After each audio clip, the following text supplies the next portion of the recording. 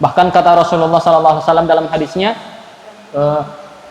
bahwa seseorang sudah beramal, berusaha di dunia ini, sudah beramal, tinggal hanya sejengkal aja, sejengkal atau sehasta, sudah masuk surga. Akan tetapi sabaqahu kitab, akan tetapi yang dituliskan kepadanya mendahuluinya, akhirnya dia masuk neraka.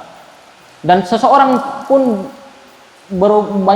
sudah berbuat buruk, banyak sekali keburukannya dunia, sampai antara dia dan neraka itu sampai sehasta atau tinggal sejengkal, sudah mau masuk neraka. Cuma sabaqahu kitab, karena sudah dituliskan dia adalah penghuni surga, maka dia masuk penghuni surga. Bagaimana dengan hadis itu? Sudah berupaya di dunia ini, beramal, ternyata ditakdirkannya, dituliskannya bukan penghuni surga tetapi penghuni neraka, penduduk neraka. Bagaimana dengan hadis ini? Ternyata dalam hadis ini ada hadis riwayat lain yang menjelaskan hadis yang ini, mengatakan ternyata dia amalal ahlil jannah, dia mengerjakan amal ahlil jannah. Dalam hadis di riwayat yang lain mengatakan yang nampak pada manusia. Itu riwayat yang lainnya. Di hadis yang ini tidak disebutkan yang ini, di hadis yang lainnya disebutkan dia beramal baik yang hanya bisa dilihat orang lain. Artinya dia melakukan itu hanya ingin dilihat sama orang lain. Akhirnya nifaq, di situ ada nifaq, ada riyaknya, enggak ada ikhlasnya. Itu disebutkan. Jadi dia hanya beramal hanya untuk kehidupan dunianya.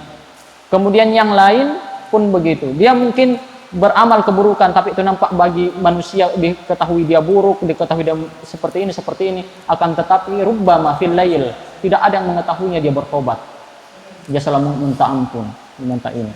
Nah, jadi ini tidak bisa kita katakan, saya tidak mau beramal lagi, toh nanti kalau saya penduduk surga, di kitabnya nanti dituliskan penduduk surga masuk surga juga. Alhamdulillah, tidak seperti itu. Kenapa?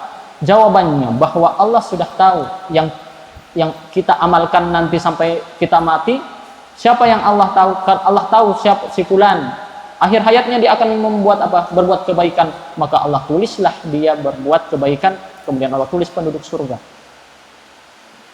Si fulan, karena Allah tahu tadi al-ilmu tadi, karena Allah sudah mengetahuinya si fulan akan berbuat buruk, maka Allah tulislah berbuat buruk, maka Allah tulis juga penduduk neraka. Kenapa? Karena Allah tahu amalannya di dunia ini akan buruk, makanya Allah tulis. Kenapa? Karena Allah sudah tahu yang akan terjadi, dan nanti pada akhirnya pun Allah akan tahu.